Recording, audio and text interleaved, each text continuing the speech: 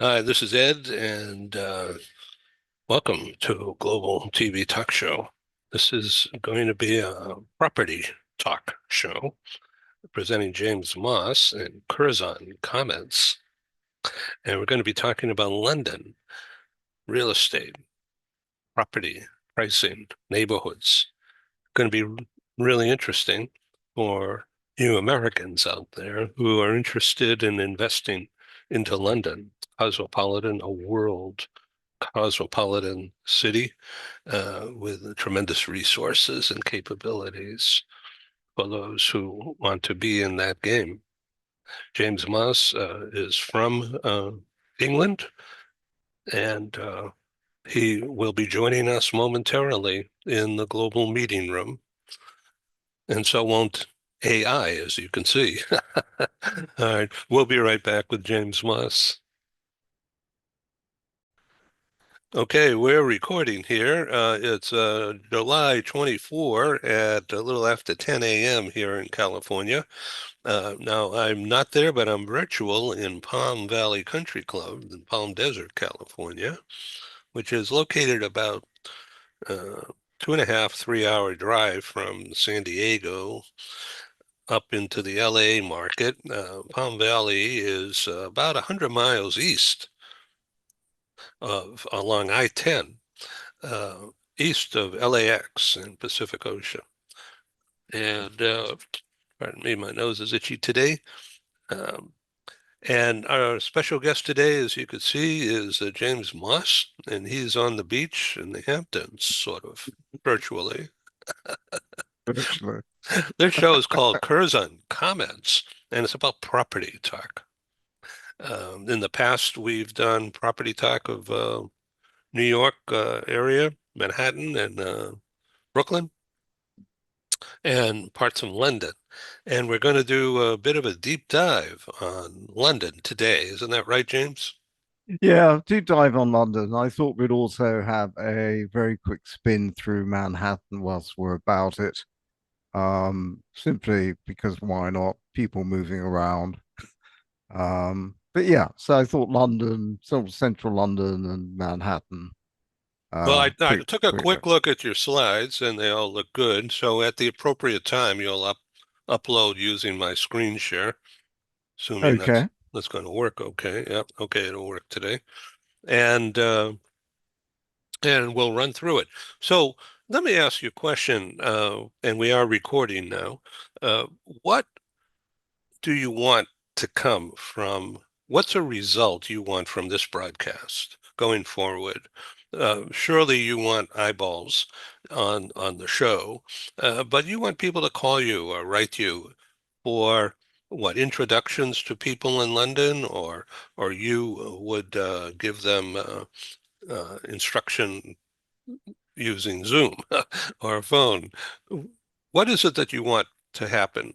Best Well, case scenario yeah, of yeah. the show. Yeah, it's a great question. It's a great question. Well, apart from wanting to be in the Hamptons all the time in the summer, from out with you in San Diego. Actually, I'm James Moss Curzon, becoming very much the sort of go-to sort of person in New York for the Brits and for Americans looking to buy or really find out more about the whole London property side, with a view often to buying or renting, depending. Um, yes, we're looking to sort of engage with those individuals. Um, we're trusted by a lot of our own private clients. Of course, trust is the name of the game. And if people are interested in finding out more or acquiring or wanting to take a deeper dive into what's happening, and would then maybe at some level need expert advice at purchasing, renting, refurbishing, because we do development work in London and New York and so on. We also do extensive property management, including vacant property management. So there's quite a raft of services there. We have another business, which is a relocation business, which is really separate from this particular chat at the moment, although it does flip into it a bit. So yeah, so basically people want a bit of knowledge and a bit of, how do you do it? We need to know a bit more about it, a bit more about the process and the markets. And could you Oh, perhaps tell us? very nice to meet you. Now let's talk about how people can reach you right away. There's a phone number, but it's in white against the light color sand, so it's a little hard to see. I would recommend, if I could give you media prep advice to, when we get off this call, change the white color of the phone number to black or red and make it larger. Yeah, yeah, yeah. No, you're quite right. The color of the sand sort of got in the Yeah. way a little bit Okay. there. So on WhatsApp, 1+1 917 755 4788, and you'll reach James directly in an encrypted method using Yeah, WhatsApp. yeah, yeah. And you could Exactly. do voice, send a message. Yeah, And you can do that. You can do that. yeah, No, yeah. no, no, no problem with that. Yeah, so the Um, concept is that James is your go-to guy for because he's a Brit. This is not a phony accent. He's really a Brit. And and an uh, American, by the way. yeah, Uh, and also a U.S. yes, citizen. so Uh, yes, so now living in Midtown on the East Side, which is prime real estate in itself. But here we're talking about the Hamptons, which is a go-to place for New Yorkers in the summertime. It's out on the eastern tip, uh, top shelf, super luxury, and he's got years of experience, practical legal. He's not a lawyer, but he's very, very connected to lawyers. And now in London, they're not called lawyers; they're barristers, are they? well, they are lawyers actually, but you have two types. You have, as you say, barristers and solicitors, and the difference, the main difference, is that barristers can plead in court. Okay, these days some solicitors can also plead in court, but historically it's been solicitors sort of work with you in the back office, if you like, and the barristers represent you in. But as I say, that has changed a bit over the last sort of few years or so. In the States, a lawyer can plead in front of a judge. Any qualified lawyer can do that. So let me ask you a question about your background in London as a surveyor, property surveyor. Mhm. You're super qualified in that for many years. Why don't you tell the American audience that we have? What does that mean? Yeah, well, I'm a chartered surveyor, fellow of the Royal Institution of Chartered Surveyors, and basically what that means is that it's a UK international specialization in property, which includes residential and commercial and so on. And it covers a whole range of subjects. It sort of covers valuation, building, construction, technology, a lot of law, mainly British international law. Um, and it's not a lawyer, it's not an accountant, it's not an architect. It's a sort of combination of all of those put together. And I specialize personally, I've always specialized in newer or in development projects, those types of things, and investment. In London, you have very mixed range of buildings as you do here in New York and America. So yeah, it's not something that's recognized in the US, although there is a US RICS chapter, or whatever they call it. It's not that active over here. But in places like, as mentioned, obviously the UK, but the sort of Commonwealth countries of the world, I think is the best way of describing it. So places like South Africa, Australia, Hong Kong, Singapore, those types of, where British law has embedded itself, sort of wherever they play cricket or rugby is another nice way of looking at it. And of Um, course, India also. India, excellent. Yeah, and thank you very much for that Big because India time, is huge. actually really, really, yeah, really important.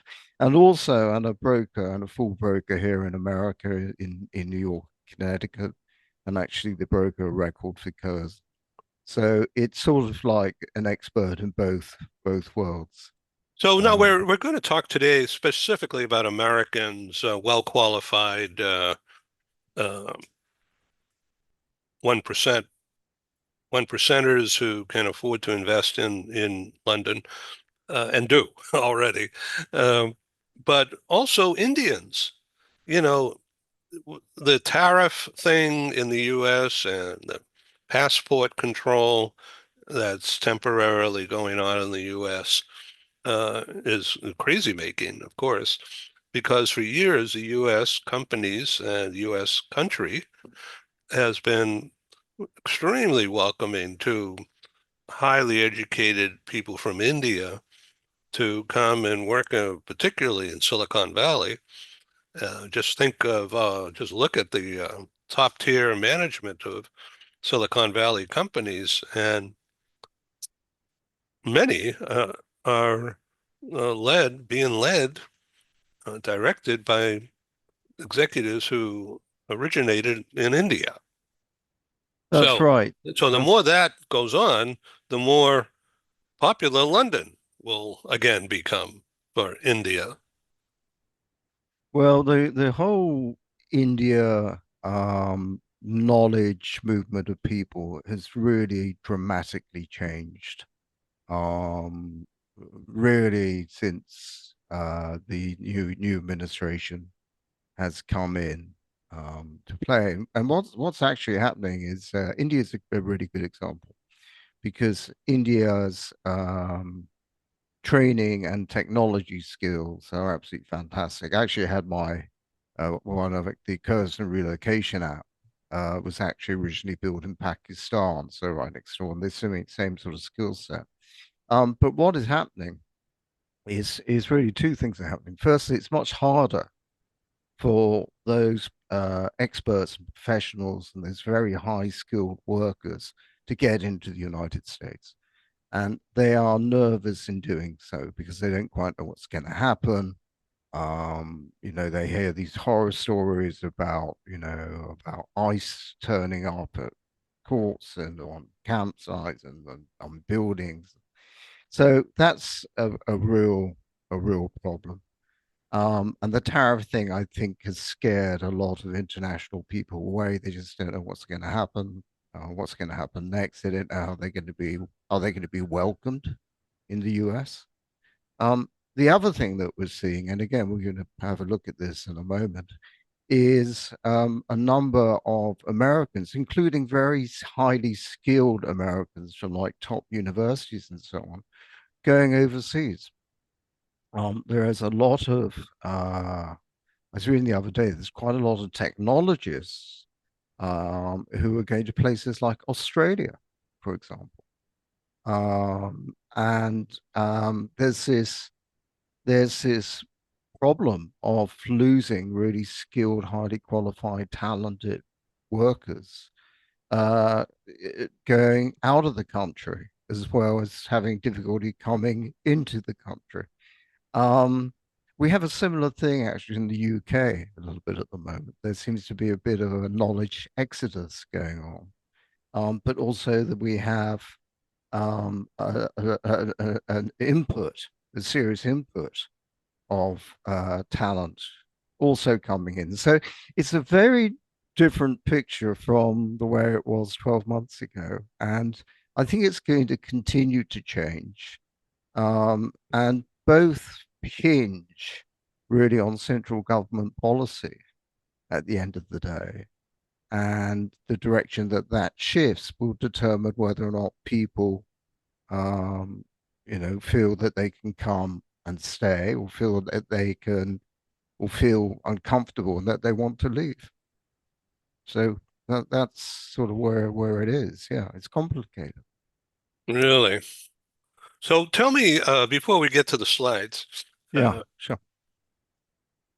how do you get on with Americans, wealthy Americans who are your prospects for investing or who already are investing in London properties, such as Notting Hill Gate.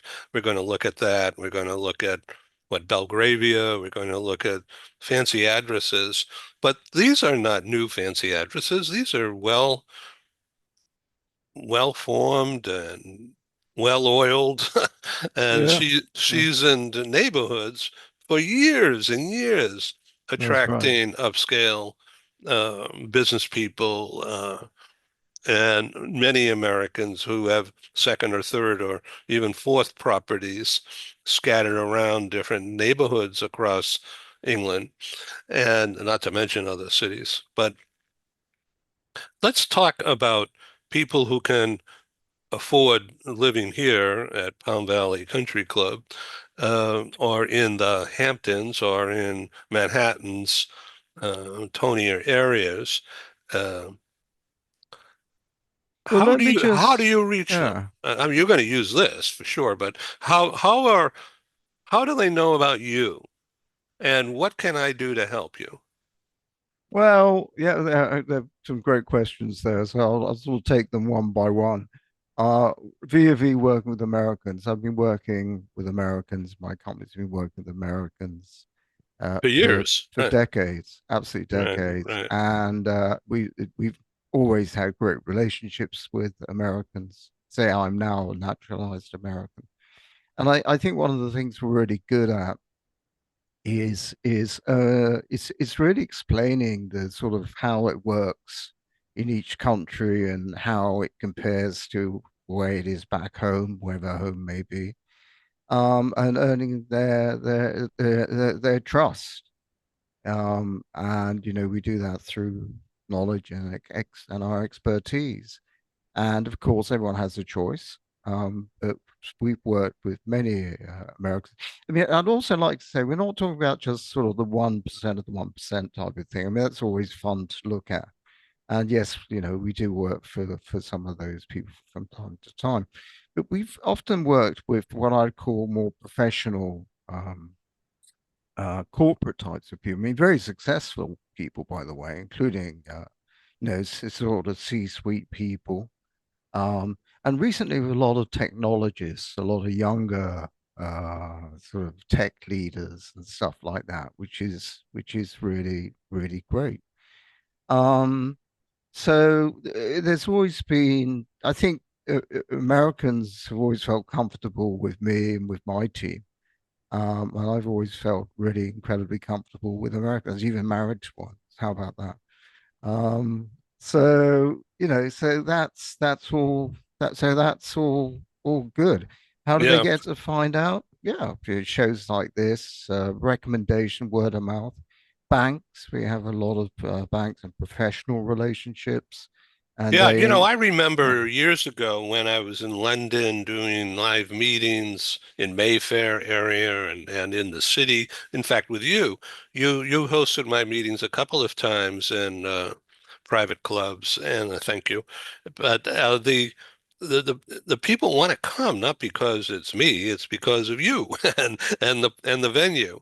And this, and because of that, you have contacts and connections in the banks and the investment houses, uh, and a long history of dealing successfully with uh, the wealthy people, and property things. And now you're, uh, because of marriage and new business opportunity, you're in Manhattan, a U.S. citizen now, and now you're transferring all of that expertise and what do you call it, savoir-faire, to know-how, uh, to take away the BS and cut through the red yeah, tape and that's just right. get behind that facade It's and get yeah, deep into connections. Hello, listen, I have a friend, a new customer who's also a friend, and they need some serious help. Um, and so I want to connect you.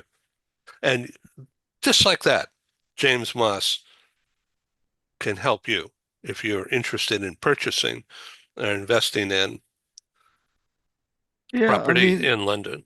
you're spot on, and I have to say, every week there are new connections, new introductions. I'll give you a good example. Yesterday I had a meeting with a leading US and fast becoming international accountancy support network. They have over 130 offices in the US alone. They're also based in London, and they're pretty international. Um, and they're Americans. They originated and they're headquartered in Charlotte, North Carolina, and they're absolutely excellent. I mean, the services they offer, their professionalism is really, really great. And these are sort of organizations that we partner with and we work with, and it works both ways. So we help support their client needs and their own needs should those come up.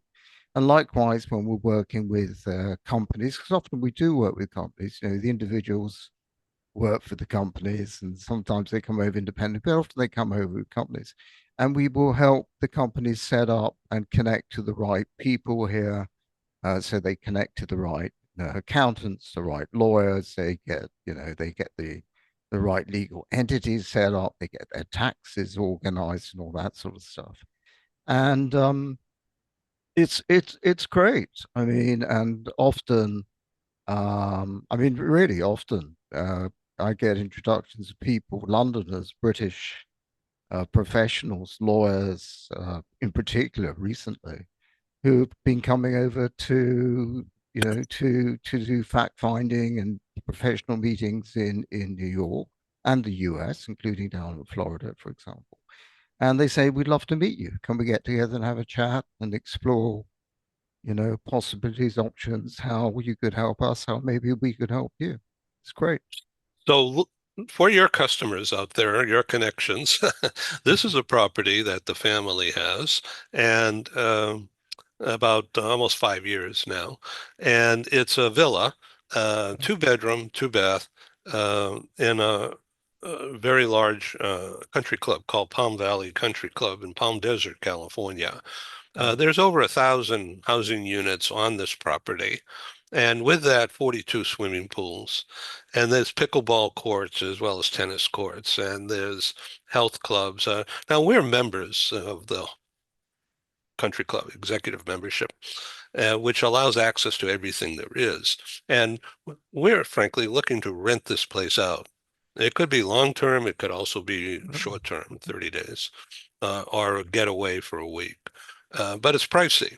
That's the key here. So, uh, I don't my think it sounds great, and I don't think the price is such an issue. I mean, I don't know the prices, but you sort of get what you pay for a little bit. well, it's comfort. You It's a know, comfort zone here. you're It's getting, this is luxury, but yeah, without being ostentatious. It's very low key, desert desert living. yeah. It sounds brilliant. It sounds absolutely brilliant. I mean, I'm standing virtually in front of a picture of Yeah, on the sand the dunes. Yes. Hamptons here. I mean, that's your classic beach shot of the Hamptons. Yeah, Okay. yeah, And the Hamptons is a huge summer rental market.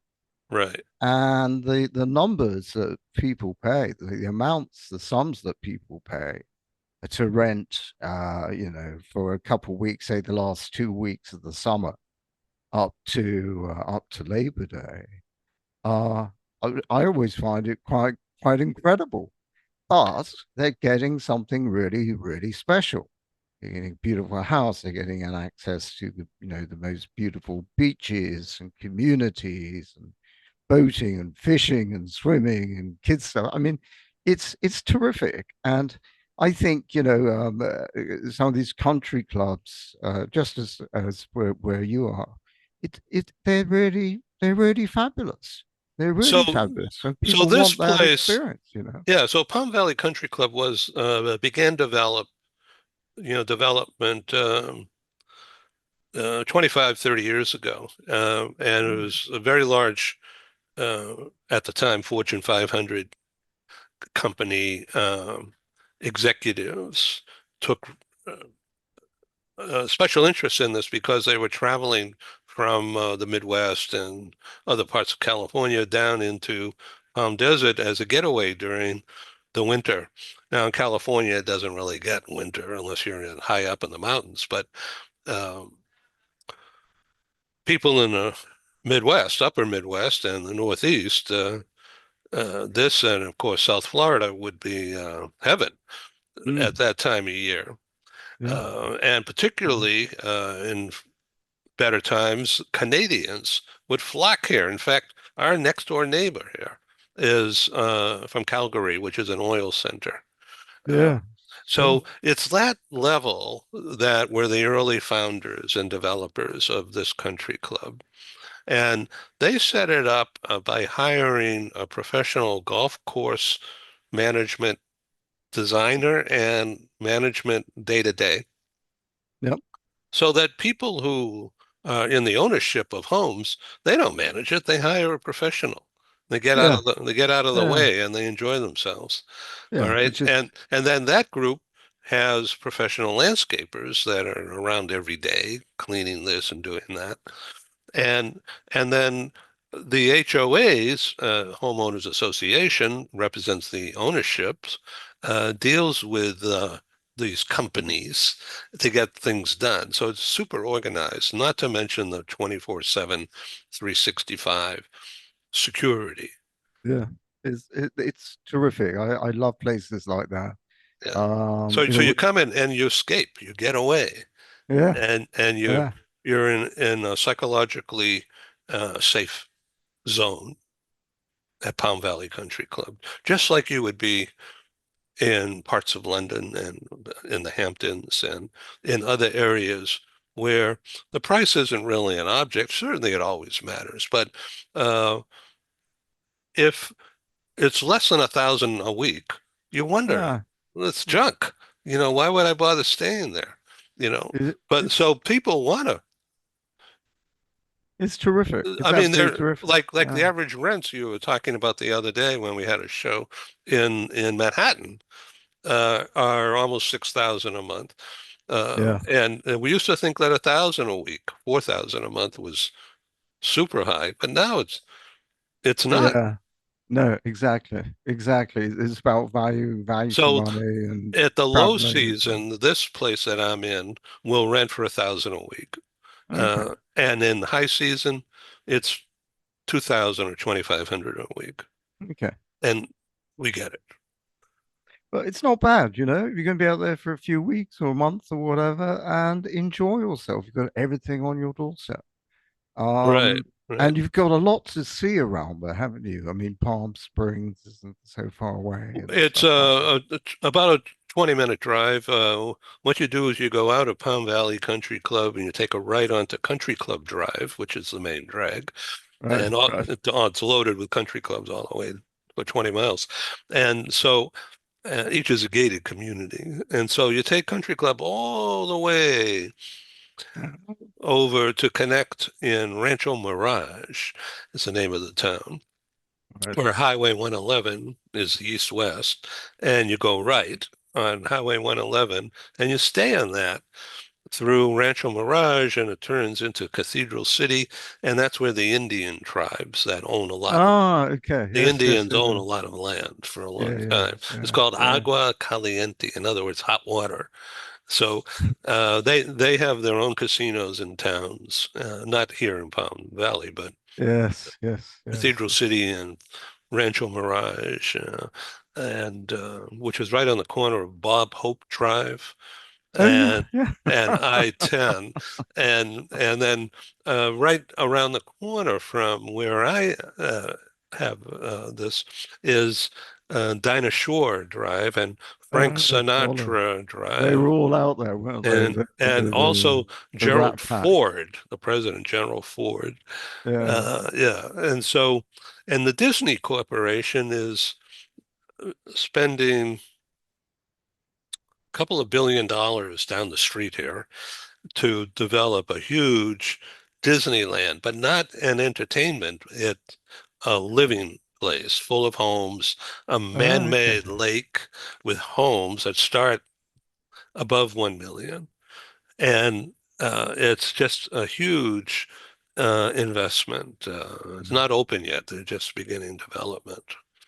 Um, and then further east of where this picture is, in Palm Desert, further east, not too far, and out in the sand areas, out towards I-10, is the new college campuses of California State University. They're building from scratch campus uh, out near the freeway, which is all I this desert now. And I think I've read about this. Yeah. across the street, Mm, their home developers on spec are building lower income, lower yeah. priced Sure. housing. Now, in this community here, that's a new thing. Okay. And in fact, in all of Southern California, which is a real estate mecca, Yeah. in all of Southern California, there, this area is called Coachella Valley, which is part of the whole region here in the desert. Homes are under 500,000, in fact, even lower. And there's apartments. Now, Mm. these are smaller properties, of course, but they're Yeah, yeah, yeah, brand yeah. new. No Okay. people. And they're offering for people get who have credit rating, even at that level, Yeah, yeah. zero down, So sort of affordable housing, uh, relatively speaking. in But this whole yeah, lower yeah, end, that's not that it's bad, it's just affordable, is massive because for years and years and yeah. years, that was not built here. Everything was upscale on purpose. It's so interesting chatting about this, Ed. I was involved in a project, a luxury project, um, in Chelsea and London, 18 luxury apartments, and they all sold for, I don't know, 5 to 10 million pounds each, so 7 to 12, 13 million. And so people bought, a couple were not together type of things. But as part of that, uh, development, and again, you have the same thing in New York and States, there is an element of affordable housing. So the developer had to build a number of affordable housing units, the percentage of the the scheme to get the planning permission, the permits to go ahead and do the development. So, anyways, I was sort of handling and working on the main development and also in a support role, by the way, just to be clear. Um, and de facto sort of got involved with the affordable housing side, which really the developer sort of parked parked to one side. So I went into the affordable housing side with one of the managing directors of the developer, and we looked at these affordable housing units, and we said these are fantastic. We could move in here like straight away. Is they are absolutely great. They're not. They weren't what one would sort of imagine a cheap unit would be. These, and people would be, would imagine they'd be sort of lining up to get on the list to get one of these things. Um, I think there's a lot of misnomer about, um, that you always have the luxury in the sort of super high end markets, but lots of the markets as sort of what I would call professional types of markets and people who work regularly for companies and stuff like that. And then you have, yeah, you do have the affordable side. But what's interesting is the raising up rather than the leveling down. And what you've just described, what these these builders are doing across the road, just sounds perfect to me.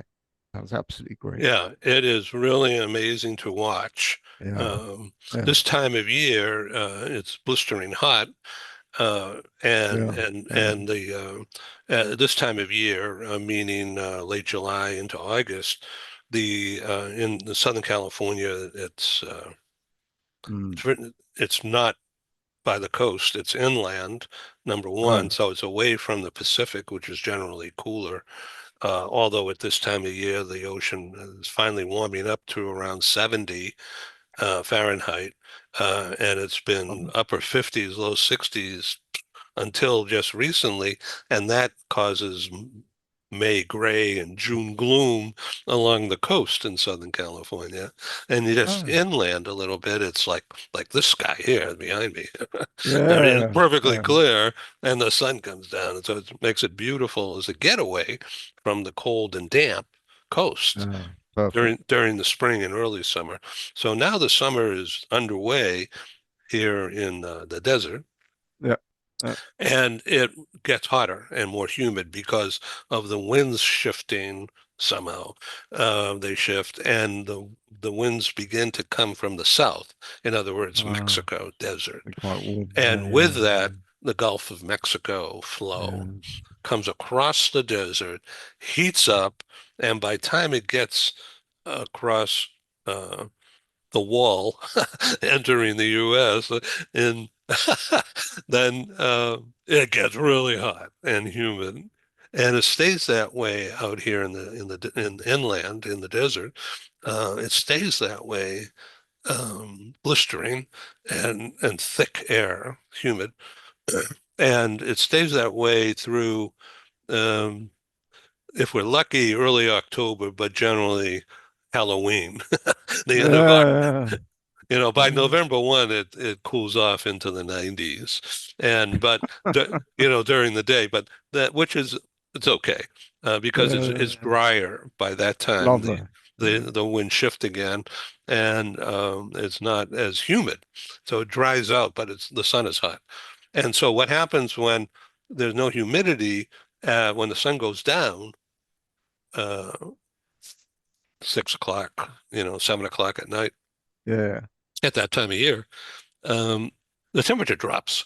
And so yeah, it could sure. be 80, 85, 90 degrees during the day at 2 o'clock in the afternoon. But by the time it gets to 6, you need a jacket. Okay, Yeah, you know, sure. Yeah, and yeah. you get in the hot tub. Uh, Oh, there you go. Every cloud is a silver lining. yeah, okay. So that's the varying climate story here.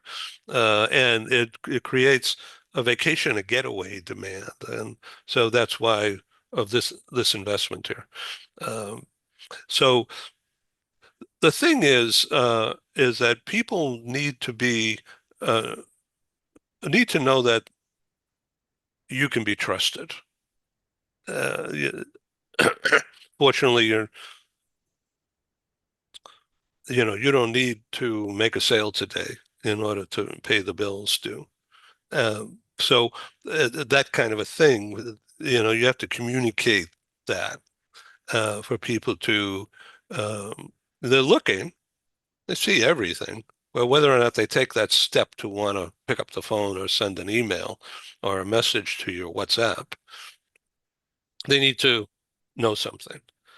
And Yeah, so yeah. Curzon, you see that thing behind James's head?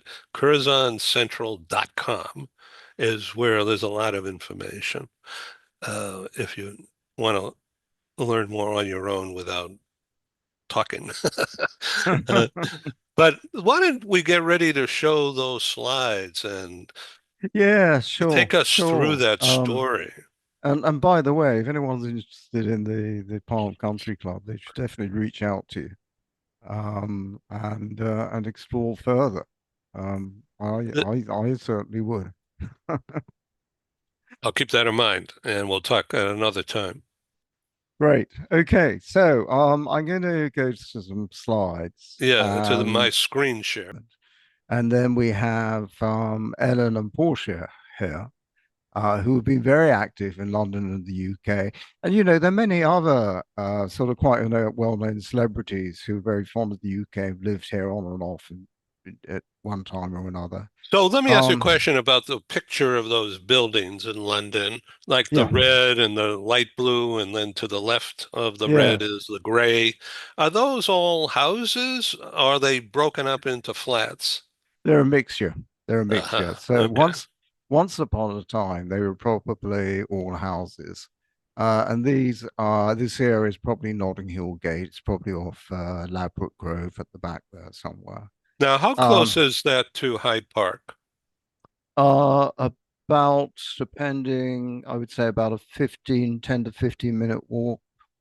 And is that Depend. near the Lancaster Hotel Yes, on the yes, north side of the park? that's exactly right. That's Yeah. exactly right. Okay. So you sort of go from Holland Park up to Notting Hill, which is sort of side by side. So sort of going from um, the west to the east, if you like. So you've got Holland Park, got Notting Hill. I mean, these are wonderful areas. You got Bayswater, Lancaster Gate, the hotel which is there, then Bayswater, then the what's known as the Hyde Park estate, which really isn't many people don't really know about that over here, but it's a beautiful squares, traditional English London squares with very high-end properties there.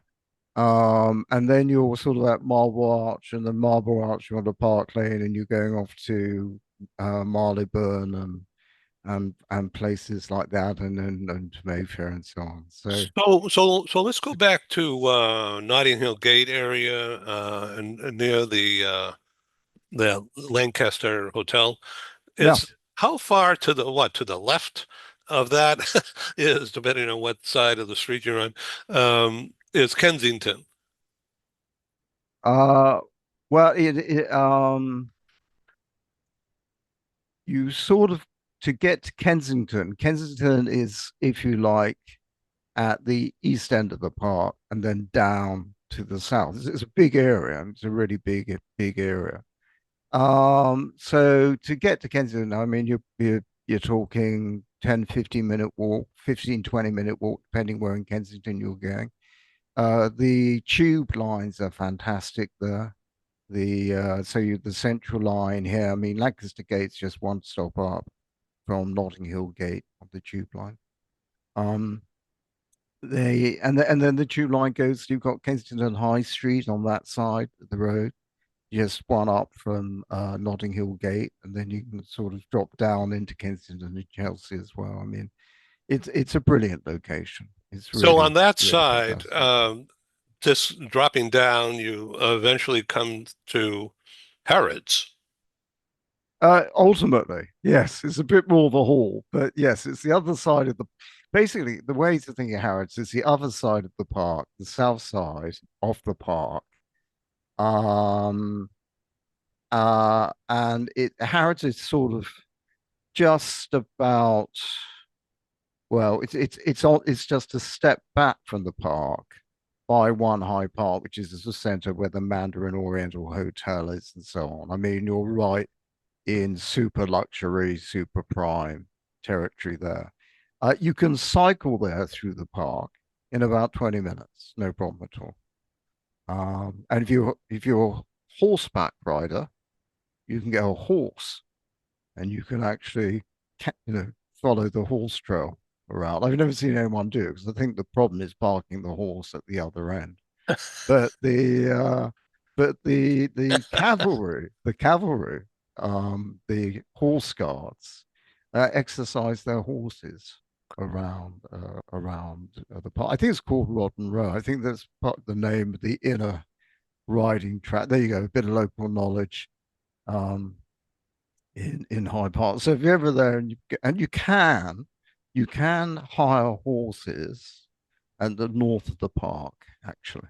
There's a little Yeah. stable tucked in the back there, and you can go out for a ride. So do you have to sign as a horseback rider, do you have to sign a waiver in case the horse decides to gallop? I would imagine these days you probably do, but you always go out supervised. There's always an instructor Oh, goes I see. takes you out. Okay. Yeah. So and the Yeah. horses ones I've seen are pretty docile. I think you're gonna be Oh, okay. yeah. Okay. So sort Um, of like Clydesdales, rather than Secretariat. well, very little ones. Yeah, you're not sort of doing the charge to the light brigade type of thing. So how much do these flats cost in Notting Hill Gate, like inside that red building? If they're refurbished and they've done up and they're new, you're probably talking £2,500 per square foot, something like that. So you're probably talking about $3,000 a square foot. Um, so if you're talking 1,000 square feet, you're 3 million. Um, so it's a pretty expensive area now. It was an era where you could buy very cheaply years ago. It's been gentrified. It's been one of the great gentrification successes, stories So, in so, London. so in American English, gentrification means taking an old building and making it great again. And the whole area, the whole community. So the good example I think over here is Long Island City in New Oh York. yeah, yeah. Now Um, that was pretty dumpy, but now there's all those giant buildings there, yeah, exactly. I mean, just it's sort of across the gone. river, right? Yeah, yeah. Also, Harlem. It's very interesting. I mean, Harlem's completely changed now. And I mean, it Uh, has done for a long time.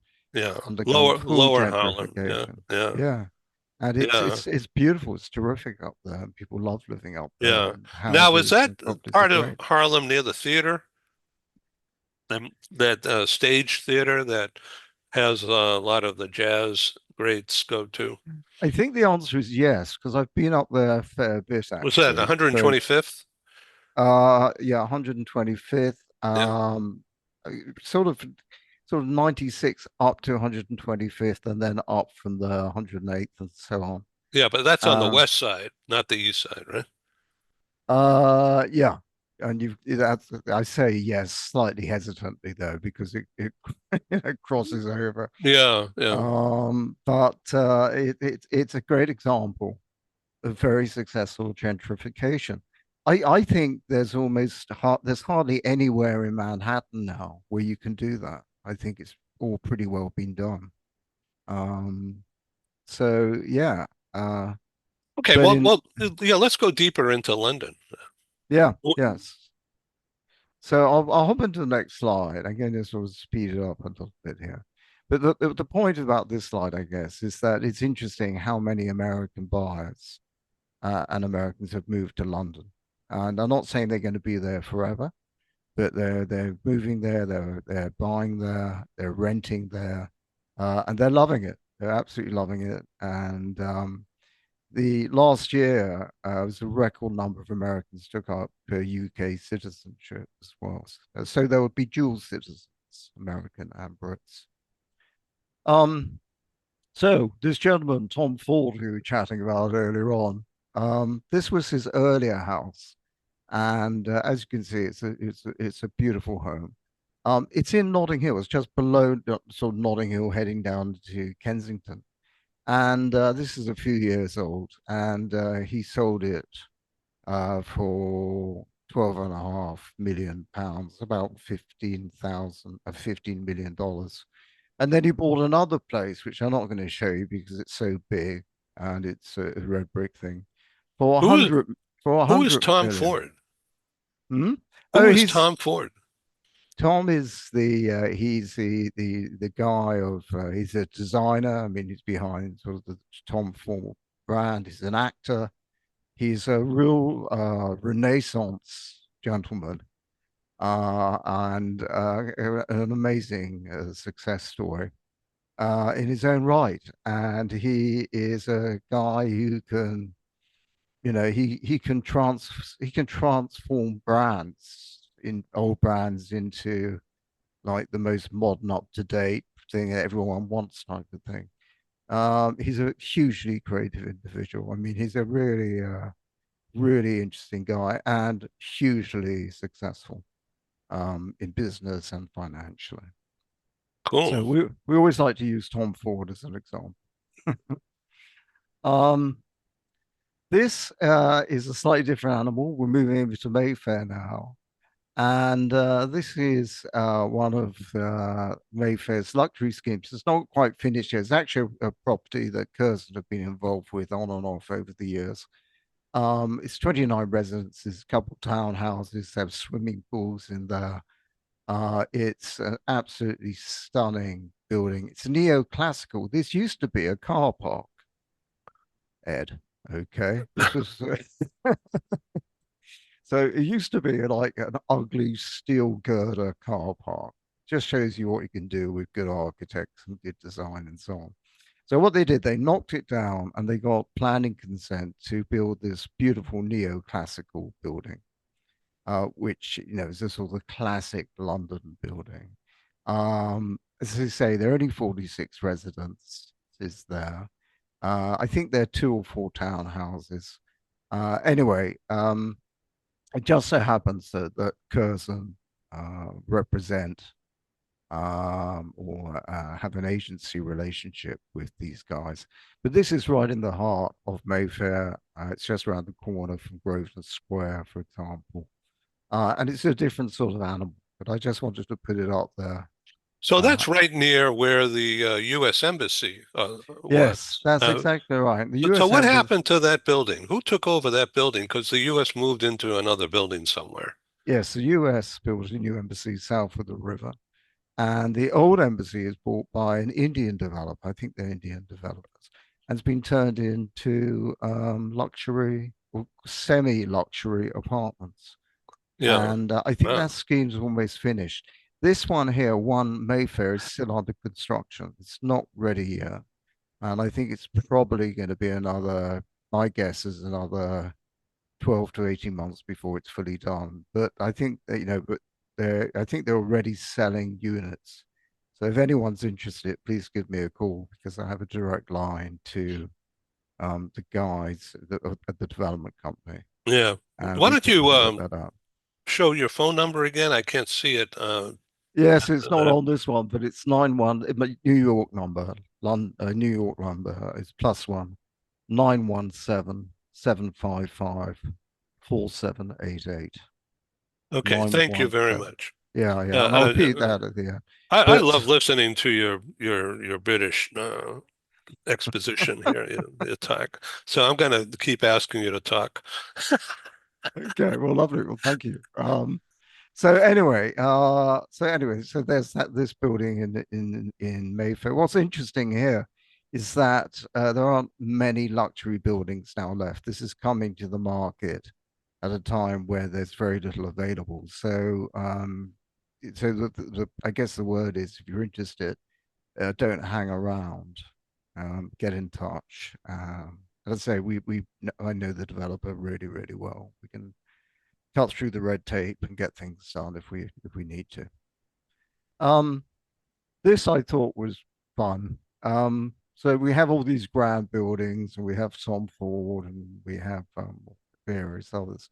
But this is a Muse house What in does Notting. muse mean?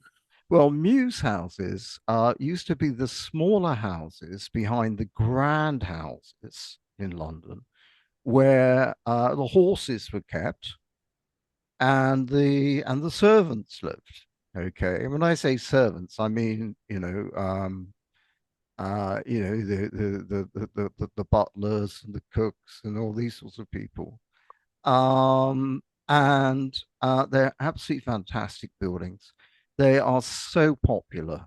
I I know many Americans who own or bought properties like this, as well as many Brits and international people. We actually manage a number of muse houses for clients in London So let me because, ask you a question here. What we're yeah, looking at, like the blue one and the white one. yeah, So downstairs, um, that's used to be a garage, but now where the horses were, but now it that's right. looks like a playroom or a They've den. opened it up, they've modernized it. And the pictures are, as you can see on the side, show you that they've been very high standard of refurbishment.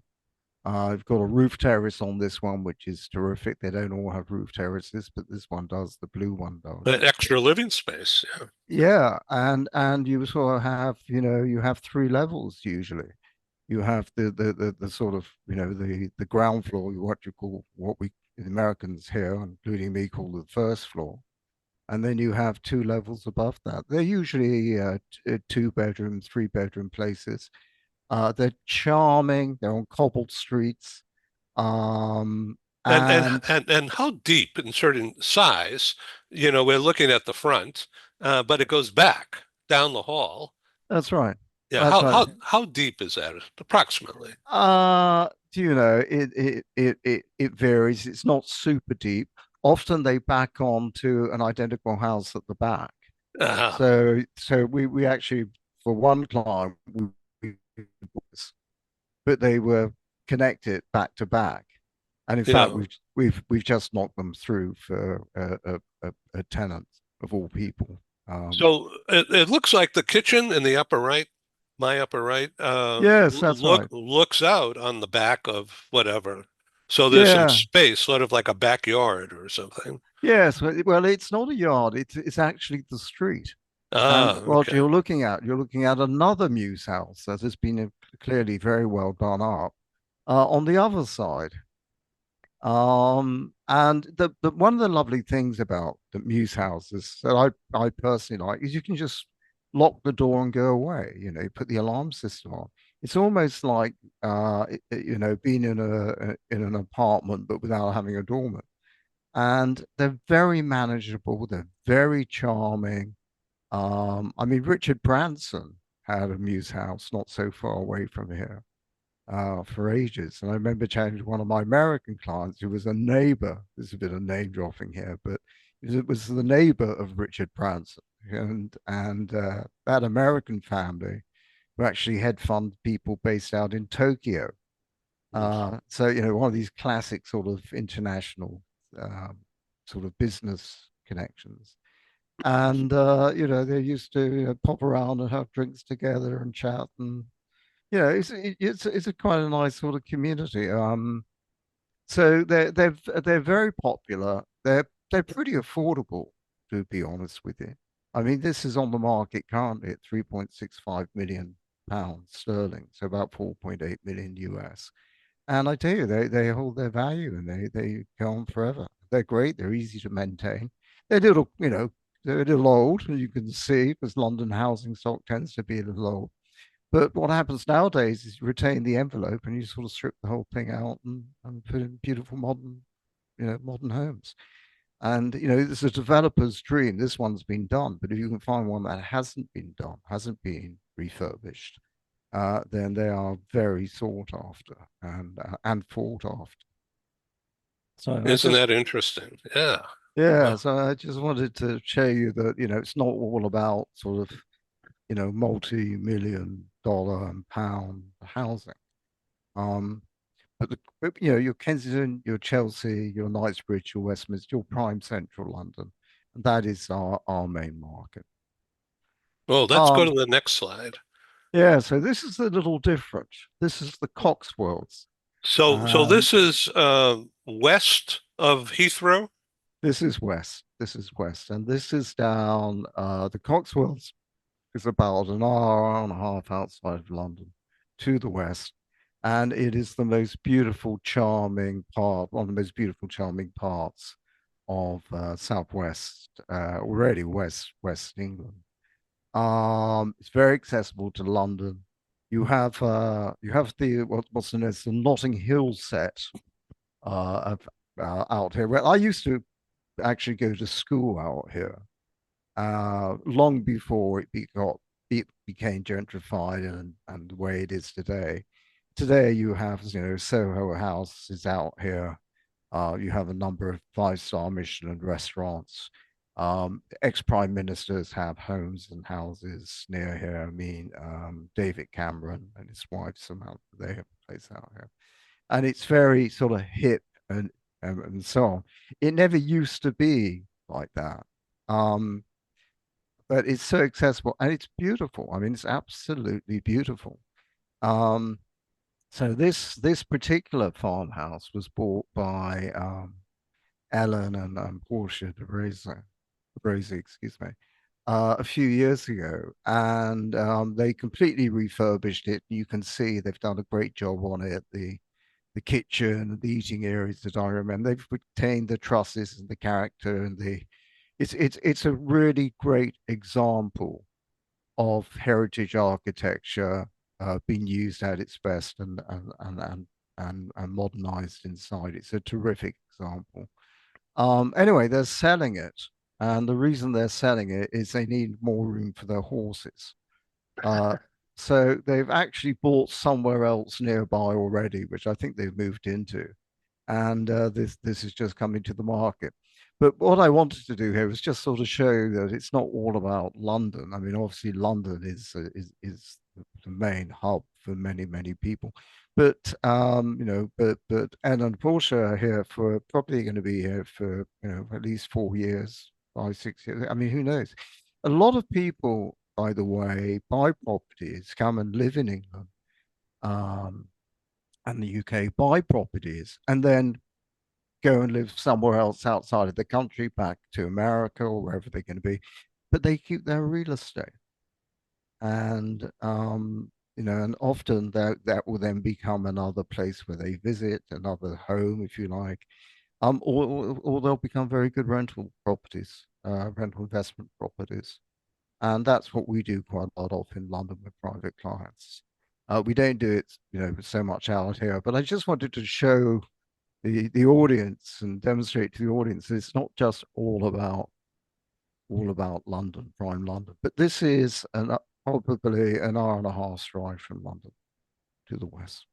So do you get up into the area that's north along the coast, north on the east coast of England, Hull, up in that area? We probably could do through our network, but we don't do it directly. No, I mean we are really central London people. That's what we do. Likewise, we're mainly central, Manhattan, Brooklyn. But we've done work for clients in Los Angeles, both on residential and commercial property through our network of connections. But I what see. we don't do is we only do what we can do, if you're with me. Yeah. We won't say to people, oh, could you do something in I don't know, Kansas City? Could you go and buy a mansion in Kansas City? And the answer will be no, not directly, we can't. But it just happens we do know some pretty good agents in Kansas City, so we could probably put a steer on that for you. But our ground, our patch is really London and New York. Interesting. Okay, So what's next? a couple more. Okay, I'm going to speed up here. So this is interesting. This slide. This is just showing you how prime central and London housing prices have moved. Okay. I'm not going to spend too long on it, but the blue line is the line we're interested in. Okay. So That's let, the let, let me ask you a question. What is zero?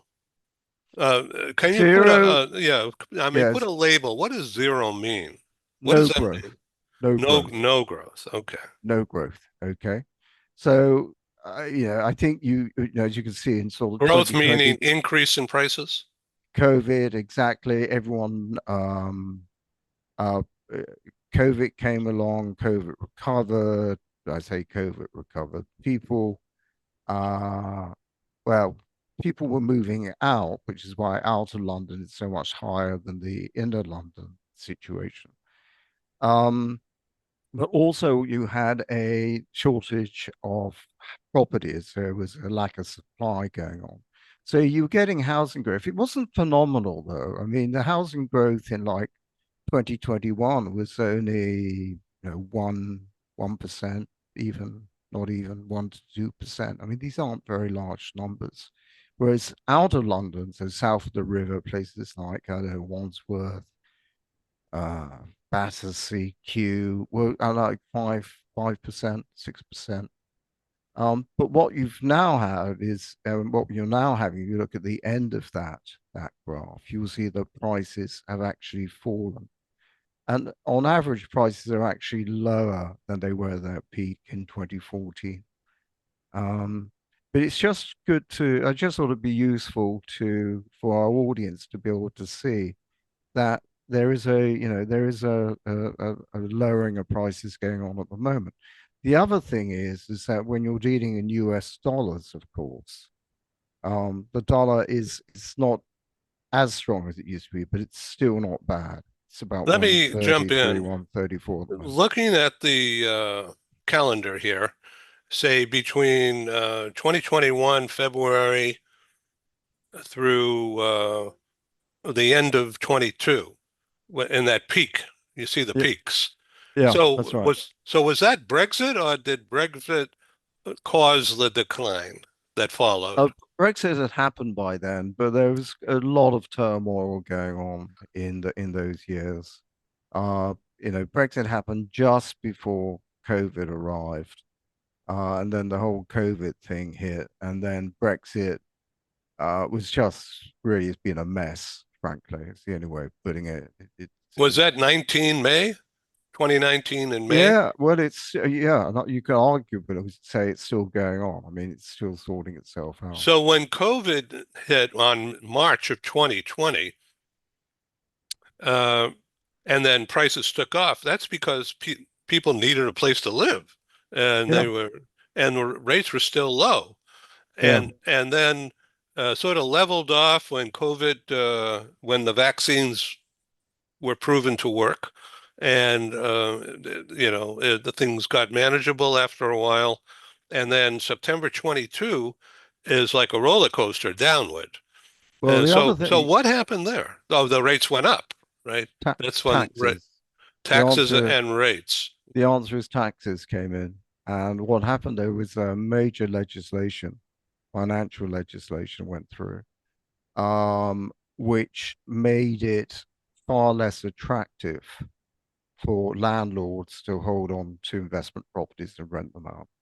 And what started to happen, and what is still happening today, is that landlords are dumping properties, they're selling their properties, and they're increasing the supply of properties available. And as a result of that increase of supply, prices are actually coming down.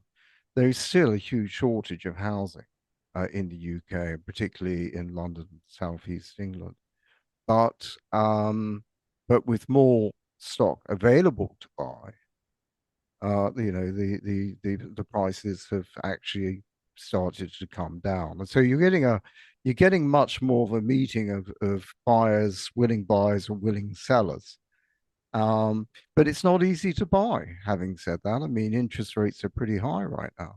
So this is again, this is one of the factors that has put a lot of pressure on the rental markets because there's more property to buy, less property to rent. So rents are going up, but prices are going down a bit. So you've got this very unusual dynamic going on. And a lot of it is actually tax driven. So let's go to the next slide. Okay, let's see what we got next. New York. I thought we'd have a quick spin through New York if we have time, Ed. If Yes, we we do have so time. Yes. Okay, so we're in New York, which I guess is what this is all about. Curzon are brokers in New York, all right. And it's just an example of some of the properties we get involved with. It's an amazing city, but there's so many similarities between New York and London, but for different reasons. And I'm not going to go into all of those today, but so this is my company's backyard. This is Curzon's backyard, and this is taken just by Central Park.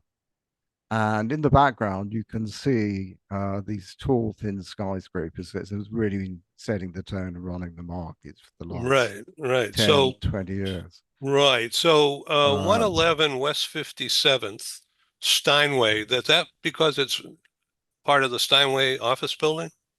yeah, exactly. It was the Steinway showroom, okay, originally. And the Steinway showroom, the actual, uh, it's sort of like a heritage structure, is at the base of that. And the developers got planning to build this amazing skyscraper there. And Yeah, that's why it's called, 11 West. This is all along 57th Street, which is sort of Midtown Manhattan, running yeah. to Okay. you know it well.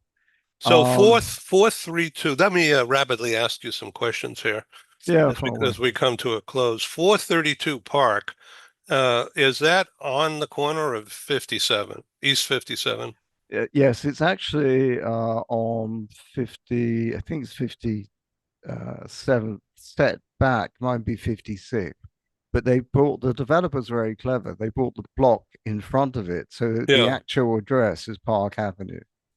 Yeah. And so the park in front of it, is it a park or are No, they? is there isn't a park in front of it. But there's a sort of yard which and I think it's a Lotus or a Ferrari car showroom or something like that, Yeah, well, that's appropriate. Lamborghini. Yeah. Okay. And So that 157, that's Fifth and 57? yeah, 157 was one of the earlier ones built. It actually comprises of condos, independent apartments. And it's got a luxury hotel in there. I can't remember which one it is off the top of my head, although I was in there just the other day. Um, yeah, and it's designed. The idea is that it's designed like a waterfall. That's why you've got that sort of that was the concept behind that one. Um, so the first big success one though, which really got this whole thing going, is 220 Central Park South. I see Park is spelled incorrectly. It's got a T there. But anyway, and that is actually Robert Stern building, the same guy who architect behind One Mayfair that we just looked at earlier. And this is Interesting. and this is known as the hedge fund building, hedge building. So all the big hedge fund guys live there and so on. It was the first. It's right on Central Park South. It's right on the park, and it's just been a colossal success. It's still, I think, considered the probably the premier building skyscraper of its type in New York today. And it's it's a full luxurious, totally secure ported building. This was the building that actually I came over and did a reconnaissance of before they started building One Mayfair, to advise them on how to set up the management structure of One Mayfair and how to sort of make it work. And the 220 Central Park South was the sort of the guide we used for that. So it was the template. Obviously, they're totally different buildings, totally different structures, but the mix was actually quite similar. Um, so that was that one, and then behind you have Central Park Tower, which is in fact the tallest residential building in the world. And anyway, so it's just an interesting, and then of course you got all the rest of Manhattan there as well. But I just wanted to show that shot to show you that we are, this really is the backyard. Good. Okay. So this has been a tour de force here of London property and Manhattan. And so what's next? Okay, well, I'll just skip on very quickly. I think we have a couple more to go. The Flatiron Building, Yes. iconic. Everyone knows it. Anyway, it's been bought and it's been converted into 38 luxury residences. Yeah. And I think it's going to be, they say that it should be launching in 2026. So at the peak, on the south side, where that's where Fifth Avenue, Lower Fifth, and Sixth meet at the peak down there. Yeah. I thought you might ask a question like this, and it's the answer is yes, but it's more around Madison Square type of area. Okay. Um, it's so I can't remember the actual street. I want to say it's like 30 something. Um, Yeah, it's interesting uh, pictures. but you've got Chelsea next door, for example, West Chelsea next door. I mean, Yeah. it's a fantastic neighborhood, absolutely fantastic. Yeah, that's a great iconic slide. Yeah, it's totally iconic, and it's it's wonderful when these buildings change. I mean, we again we were involved with Centre Point in London, which I think I may have mentioned on an earlier presentation, and it was just fantastic. You've seen these buildings changing their use and improving. I mean, it's great. And it's So the center point, that was opposite Harrods? That was down at Tottenham Court Road. That was at the junction of sort of the end of Regent Street, just by Soho, I got it. down Okay. there. Anyway, another interesting building. And this is almost not quite the last side, but one. And what I want to do is just sort of show you what some of the inside of these luxury skyscrapers look like. And this is a good example of a new development on East 59th Street, which is just up the road from where I'm doing this call at the moment. And and there's just the stunning architecture, the natural light. Look at the views over Central Park there, and so on. I mean, you can almost on the far side, you're looking almost over to the Dakota building, and they're just stunning, and again, it's just given an example. There's no more than that.